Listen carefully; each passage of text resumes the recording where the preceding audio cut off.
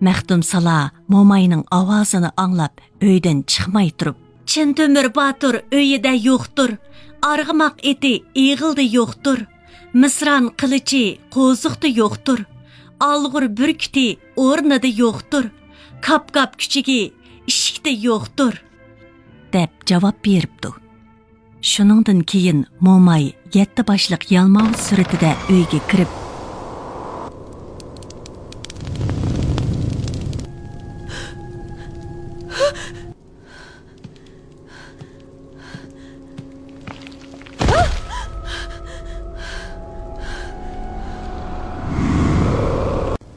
avval qozondagi go'shtning hammasini yebdi. Andın Maxtumsalaning uzun chechidan to'risqa esib qo'yib,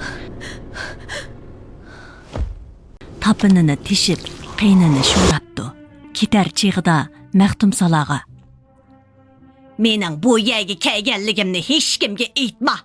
Agar aytadigan bo'lsang, meningdan zodi qutulanmaysan", deb popozi qipti. Maxtumsala qo'rqqanidan hech nima deyolmabdi. Aksi Chintömürning kelishini to'rt ko'zi bilan kutibdi. Atsi kun kesh bo'lishi bilan heliqi yalmavuz momay yana kepdi. Uyda bor narsalarni yeb bo'lib, ilgirgidek Maxtumsalaning qiynini sho'rabdi. Bu ahvol bir necha kun shu xilda davomlashibdi. Mangzi anardek, husni guldek Maxtumsala kundan kuniga mag'dursizlanib, zaprandek sarg'ayib ketibdi. 7-chi kuni Chintömür Batur o'dan qaytib kelib,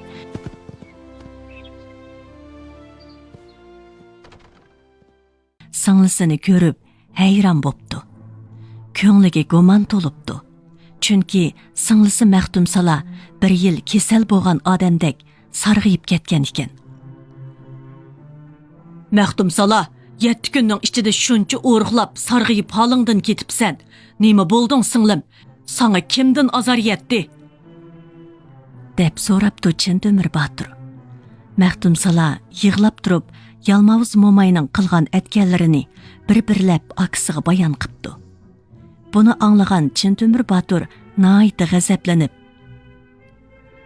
"Agar men shu 7 boshliq yalmavuzni o'ldirmasam, Chintömür Batur bo'lmay ketay", deb qasam ichibdi va Maxtumsalaga qarab: "Singlim, mening kelganimni hech kishi bilmasin.